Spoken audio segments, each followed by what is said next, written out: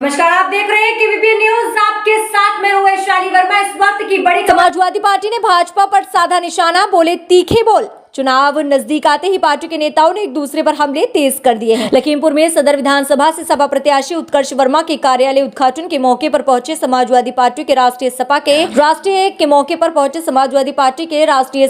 राष्ट्रीय महासचिव रवि वर्मा ने उत्तर प्रदेश सरकार को ये कहते हुए कहा कि सरकार आते ही सारे जुल्मों का हिसाब लिया जाएगा। इस मौके पर उन्होंने उत्तर प्रदेश सरकार पर जमकर हमला बोला। उन्होंने कहा कि जनता प्रदेश सरकार के कारनामों से त्रस्त हो चुकी है और इसका जवाब वोट के जरिए देगी। उन्होंने कहा सरकार ने कोरोना की आड़ में विपक्षियों को दबाने का काम किया है। उन्होंने सरकार को कोरोना नाम देते हुए कहा कि प्रदेश की जनता कोरोना को भगा देगी। इस मौके पर सपा एमएलसी एवं प्रवक्ता शशांक यादव ने भी विपक्ष पर हमलावर होते हुए कहा कि उत्तर प्रदेश में बीजेपी सभी सीटों पर हारेगी, 2-4 सीटें उनके लिए छोड़ दी जाएंगी ताकि वह विपक्ष में बने रहें। वहीं सपा के सदर सीट से प्रत्याशी उत्कर्ष वर्मा ने स्थानीय समस्याओं को सामने रखते हुए बताया कि विधायक बनते ही वह पुराने कार्यों को पुनः आगे बढ़ाएंगे। जी बताइए, 2022 में जनता किस तरीके का बर्ताव कर रही है? आपकी पार्टी आपकी किस तरीके से जनता के बीच में? देखिए, हम एक बात साफ कर देना चाहते हैं कि मंदिर और मुसलमान और पाकिस्तान के नाम पर जो इंसानियत के दुश्मन हिंदुस्तान में सत्तानशीन हो गए थे, जनता को बरगला करके भरमा करके उनकी असलियत खुल चुकी है। और पिछले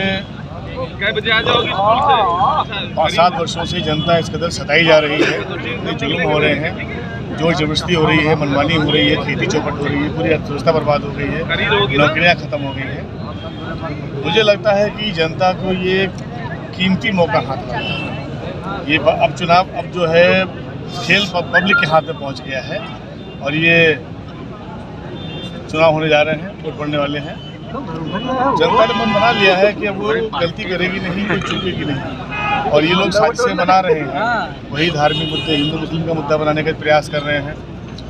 और मतलब जनता के मुद्दों से पीछे हट के बाकी सारे मुद्दे ये लोग लेके सामने आ रहे हैं। गरीबी है, बेरोजगारी है, महंगाई है, महिलाओं का जीवन बहुत मुश्किल हो गया है, पुलिस प्रशासन निरंकुश हो चुका है, अधिकारियों का विश्वास खो चुकी है जनता। किसी अधिकारी की बात का भरोसा नहीं किया जा सकता ऐसे आज की स्थिति में, क्योंकि उन्होंने न्याय नहीं देखा, नाइंसाफी के साथ खड़े रहे हैं।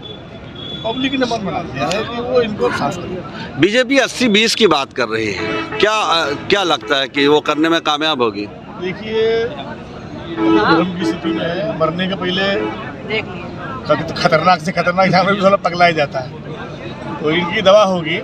और ये चुनाव इसलिए नहीं हो रहा है कि हमें खाली जिताना या सरकार बनाना है, जितने गुनाह हुए हैं उनका सबका हिसाब भी होना है, इसलिए चुनाव है।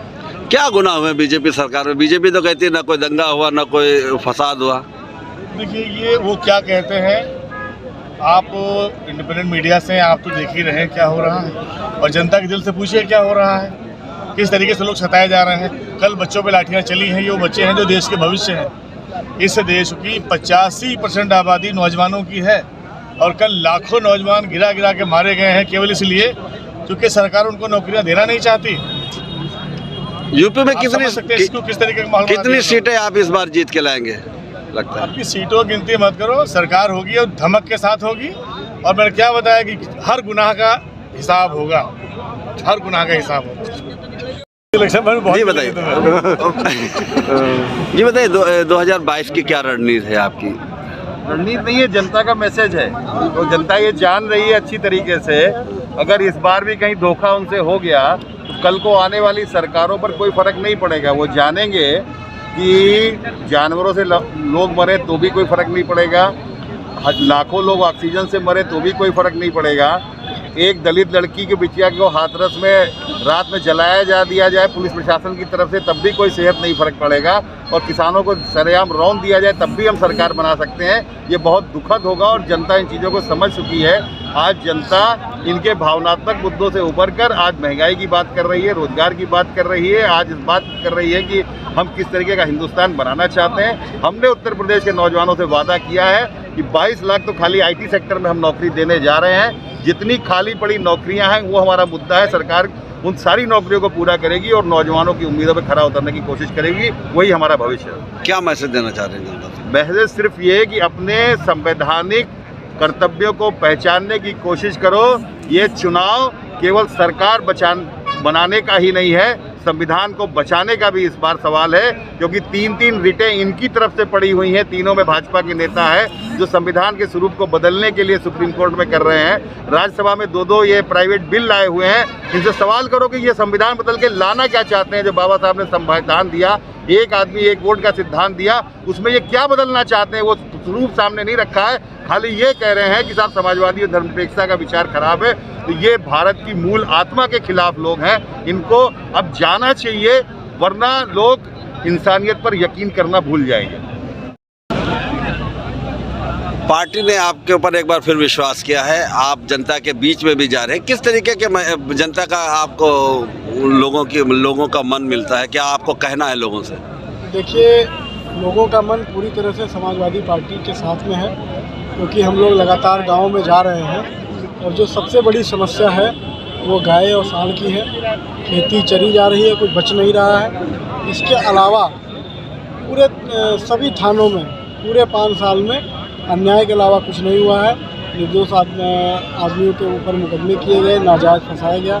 जितना समाजवादी पार्टी कार्यकर्ता था उनको साजिश के साथ में उनके साथ जाति की गई है, जुल्म किया गया है। पूरे विधानसभा या पूरे जनपद में अगर आप कह लें तो रिकॉर्ड तोड़ खनन हुआ, बालू बेची गई, मिट्टी बेची गई। इसके अलावा कोई काम विकास का नहीं हुआ है। क्या मैसेज देना चाह रहे हैं आप अपने विधानसभा क्षेत्र के लोगों को? देखिए, हम ये मैसेज देना चाहते हैं कि जो भी हमारी सरकार में अस्पताल बन के तैयार हुआ था उसको हम चलवाएंगे। ट्रामा सेंटर बना खड़ा हुआ है, उसका संचालन कराएंगे। विकलांग बच्चों का विद्यालय ग्राम जक्सड़ में हम लेकर आए थे, बना है, उसका संचालन कराएंगे। और जो भी विकास, जो लखीमपुर का विकास की जो शुरुआत समाजवादी पार्टी की सरकार में हुई थी जिस रफ्तार की, उसको और फिर से शुरू कराएंगे और लखीमपुर जनता की समस्याओं का निराकरण कराएंगे।